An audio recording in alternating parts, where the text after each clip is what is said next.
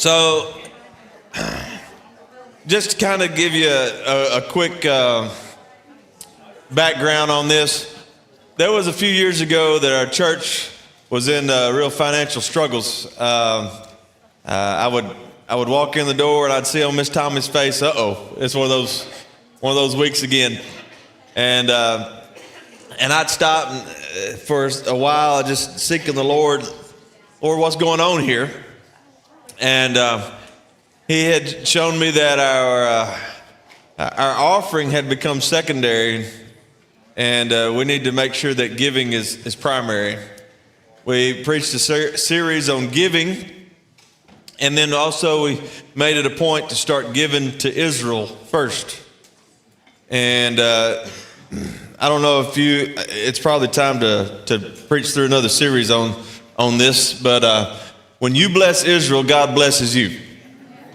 And God had already set up some relationships. As we've grown in these relationships, become great friendships with some of these folks. One of them, it was an absolute divine appointment as we met this young man in Israel, in Nazareth village in Nazareth. And I'll just give you a real short story. We're walking through, and you got people from all over the world.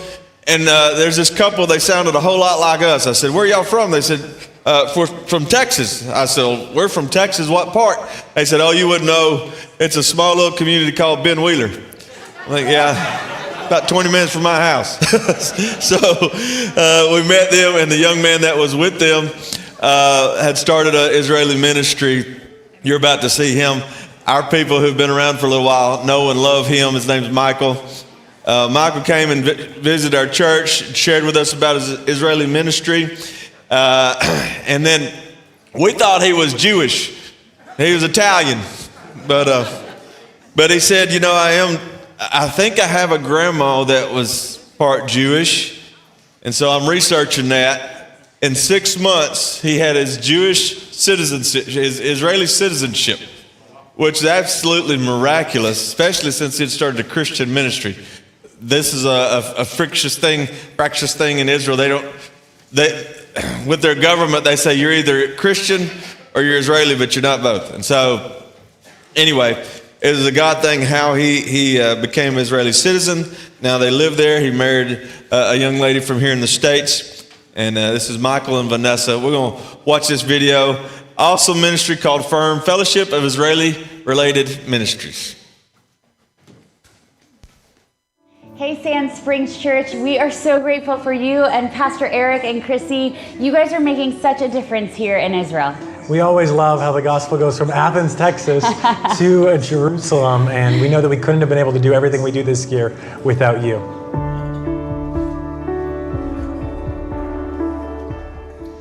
We know that this year we've all been faced with many obstacles. In fact, earlier this year, we were faced with a war with Hamas in Gaza that caught us and our team off guard. But we really prayed and sought the Lord and said, how can we come in the opposite spirit of the fear and the hatred and tension that we're experiencing? So thanks to your generosity, we were able to partner with believers all across the land and be the hands and feet of Yeshua. So today we want to share with you some stories about how you impacted so many lives and brought the hope and healing of Yeshua to so many hurting people.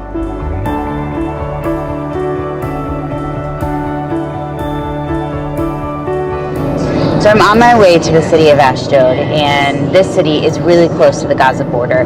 We're going to get the chance to talk to Pastor Israel Poshtar and hear about what it was like to live in a city where hundreds of rockets were directed towards them, and how as a congregation they were able to respond in the midst of the conflict. Ashdod is a big modern city with very tall buildings, yet we have rockets and bombs coming over my city time to time. Thinking of all the families with the little kids, my son's family with 2 little daughters, people being caught in all kinds of situations. So those who have little kids, we send them out, and thank you, by the way, for helping us to send them out to north, to a safe place, just to be in safety, far away from here in Galilee, that use our international friends, just to bring hope and bless Israel tangible ways. Few miracles happened. Few homes were hit by rockets. One specific house that was hit by a rocket about 9 feet from the explosion. There were an elderly couple sitting in their sofa. An explosion hit the house. It destroyed all the house, and all the shrapnel went around them. When I came to this home, I couldn't believe. I spoke with the lady. She said, "It's a miracle. It's a miracle. It's God." So God doing lots of miracles. We also wanted to help one of our local partners who stumbled into an opportunity to be a light to their community. And we were doing some services here with the volunteers, and then we hear all our iPhones start to show us the sirens, and then we hear just first booms, and then we see people starting just to floating into our place from the streets. And we open our place. People were scared, shaky. We give in water. We switch on some relaxing music for people to see. And I don't know, maybe 20, 30 people came into the church because our church building, it's actually a bomb shelter. So I thought, why don't we use this place to be a real shelter for people, let's say from the south of Israel, because they were even crazy what's happened there. Why we won't just take them into our place and host them here for a few weeks? We're so happy that actually our thoughts become a dream, become a goal, become a reality. Thanks for all of your support and finances, and it is amazing actually what we can do right now and what we already starting. We start so fast actually. When the money comes, the next day we already destroy the toilet to build a new one.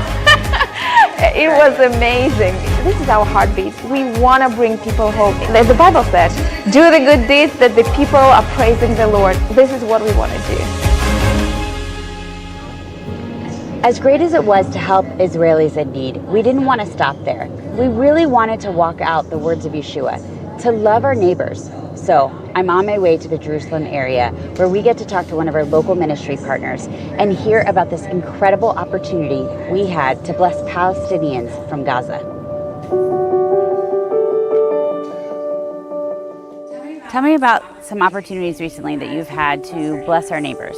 One unusual one, I guess, kind of ended up at our door with the people from Gaza who started coming into Israel to receive treatment for cancer. A lot of them, this is going to sound a bit odd, but they would much rather receive treatment in an Israeli hospital than their own hospital. What we realized is that many of these would come and they were lacking just basic support and help while they were in the country. And so one Muslim background believer, a follower of Yeshua, decided that, hey, we need to help these people. And basically he found different places where they were staying all together. And at the beginning it was just going to visit them and provide food supplements and giving them encouragement, praying for them and as they were going and everything. But then that started to develop and lots of other people came. They threw the door open to them and it's just turned into, actually it's now relating to different children and different projects and people coming from Gaza to receive medical help here in Israel. The miraculous story that I would say has happened is one of them actually asked, a lot of them will ask for prayer, but one of them asked for prayer specifically during this time and said, I'm going in for an operation in a few days, would you pray for me? A few days later he went in, the doctor looked at his chart, got ready to do the operation. He said, listen, I can't find any trace of the cancer in your body. You're healed. And obviously because he just came to faith in Yeshua as the Messiah, he ran back to the hotel where he was staying and he told all his friends, I've been healed, I've been healed. So this gives us the practical opportunity to build more partnerships that then basically build relationships that we can give away the hope that we have in Yeshua to all kinds of people from all kinds of different backgrounds.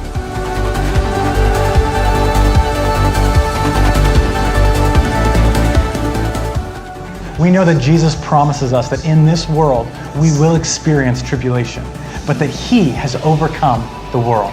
And in the midst of everything going on in the world, thank you for continuing to partner with us. We are believing and continuing to work towards the day where every person in Israel has an authentic encounter with the love of Yeshua. And we know that this would not be possible without you. Our team is grateful for you and we're praying for you. Thanks for coming on this journey with us. All right.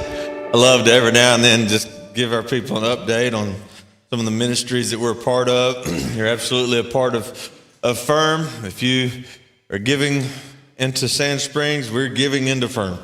And because we bless Israel, God blesses us. And that was the end of our financial struggles.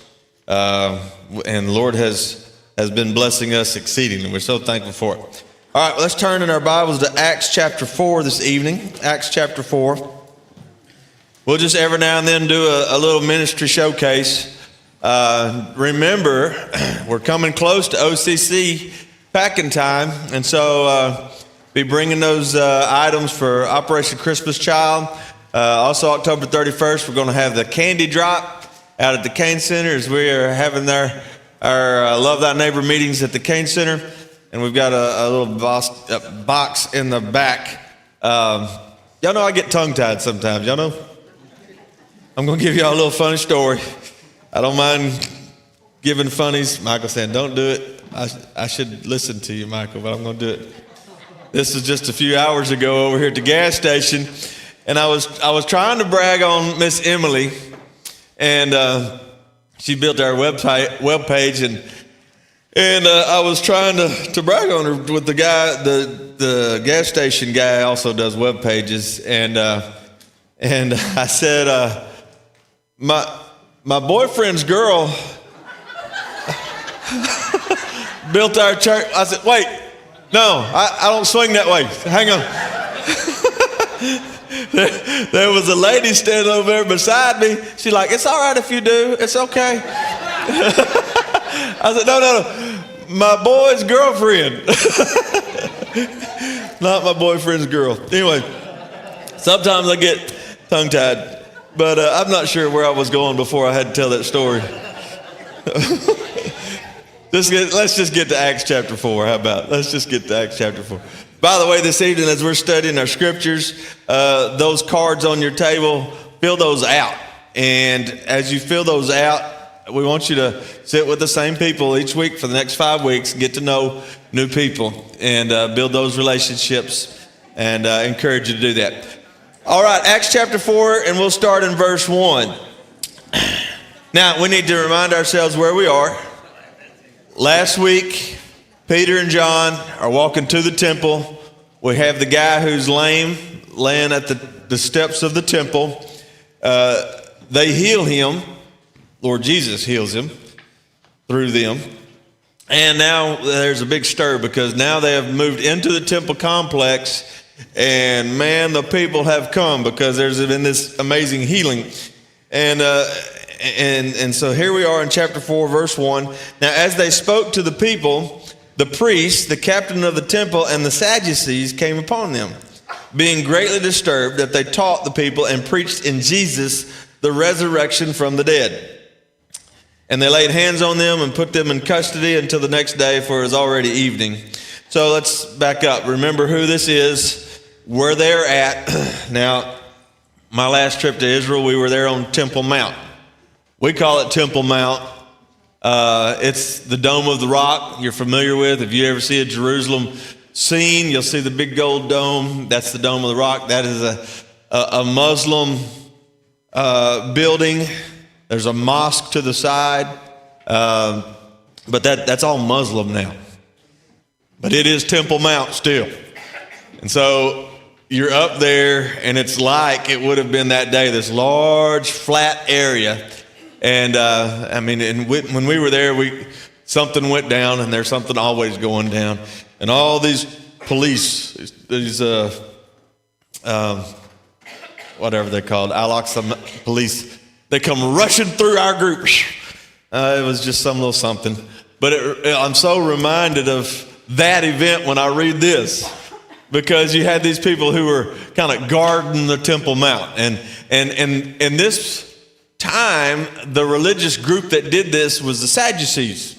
And the Sadducees, you got Sadducees, Pharisees, and the Essenes. That's the three major religious Jewish groupings. Sadducees, Pharisees, and the Essenes. John the Baptist was most likely an Essene out in the desert. The Pharisees, you know that Jesus was always struggling with them. But the temple complex was guarded or governed by the Sadducees. The Sadducees don't believe in the resurrection. And as the old joke goes, that's why they're sad, you see.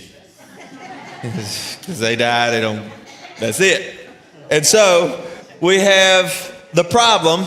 Now, as they spoke to the people, the priests, the captain of the temple, and the Sadducees, that they taught the people, the Sadducees came upon them, being greatly disturbed that they taught the people and preached in Jesus the resurrection.